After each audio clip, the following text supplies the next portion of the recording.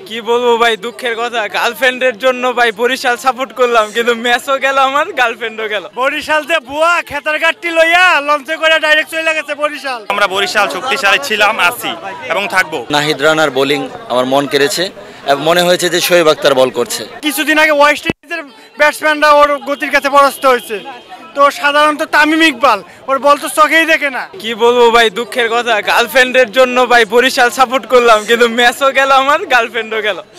দুইটা গার্লফ্রেন্ড ভাই, একটা গার্লফ্রেন্ডের লিগে ঢাকা সাপোর্ট করলাম ভাই, ঢাকার ব্যান্ডও বললাম, কিন্তু দেখা গেল ঢাকা হারছে, ওটাও গার্লফ্রেন্ড কাছে গা। সেকেন্ড আর একটা ট্রাই করলাম, বরিশালেরটা বললাম ভাই, ওইটা এখন এই ম্যাচ হারছে ভাই।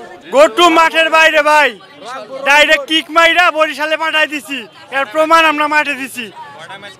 কিছু বলার না ভাই, তিনটা খেললে ভাই ডাইরেক্ট হ্যাটট্রিক করছি ভাই, হ্যাটট্রিক ভাই। আজকে বরিশাল রে ধরাই দিয়ে কিন্তু হ্যাটট্রিক করছি, এনে বলার কিছু নাই ভাই। আমরা প্রমাণ ভাই, আমরা প্রমাণ মাঠে দেই, খেললে প্রমাণ দিছি ভাই। বরিশাল যে ভুয়া, এর প্রমাণ ভাই মাঠে পাইছে, বরিশাল ভুয়া। আমি সমর্থন করি বরিশাল রে শুরু থেকেই। তো বরিশাল খারাপ ম্যাচ একটা হবে, তো এর মানে এই না যে বরিশাল বের হয়ে গেছে বা খুব বাজে খেলছে। আজকে খুব বাজে খেলছে, বিশেষ করে শান্ত ছিল, রান হয় না ব্যাটিংয়ে। আর রংপুর সব দিক দিয়ে ভালো খেলছে, ভালো খেললে এটা মানতে হবে, ঠিক আছে, কিন্তু আমরা বরিশাল শক্তিশালী ছিলাম, আছি এবং থাকবো। তো আমি আশা করি বরিশাল নেক্সট ম্যাচ থেকে পরের ম্যাচে আরো ভালোভাবে কামব্যাক করবে। ময়মনসিংহ থেকে এসেছিলাম, ঠিক আছে, অনেক আশা নিয়ে এসেছিলাম মাহমুদুল রিয়াদের খেলা দেখবো, কিন্তু আসলে ভাগ্য সুপ্রসন্ন নয়। মাহমুদুল্লাহ আজকে পারফর্ম করতে পারেনি, কিন্তু নাহিদ রানার বোলিং আমার মন কেড়েছে, মনে হয়েছে যে শোয়েব আক্তার বল করছে। অনেকদিন পর বাংলাদেশ একটা পেস ইউনিট পেল, স্ট্রং একটা পেস ইউনিট।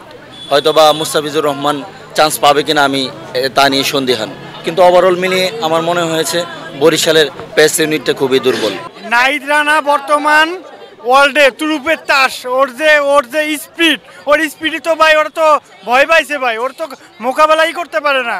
কি বলবো, তার প্রমাণ আমরা মাঠে দেখছি, ইনশাল্লাহ সামনে আরো দেখবো ভাই। ওর গতির কাছে ভাই কে বর্তমান ওয়ার্ল্ডের সবাই বড় বড়, আপনি দেখতে পাচ্ছেন কিছুদিন আগে ওয়েস্ট ইন্ডিজের ব্যাটসম্যানরা ওর গতির কাছে পরাস্ত হয়েছে, তো সাধারণত তামিম ইকবাল ওর বল তো চোখেই দেখে না। হতাশ আমরা হয়েছি, বিশেষ করে তামিম ইকবালের থেকে বড় একটা রান আশা করছিলাম, বাট হয়নি। তো এর পরের ম্যাচ আশা করি যে সবাই কামব্যাক করবে।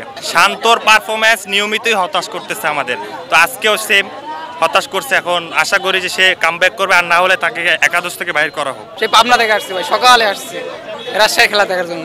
তাসকিন ভাই খেলা দেখছি, আলহামদুলিল্লাহ তাসকিনের বল খুব ভালো লাগছে আমার কাছে।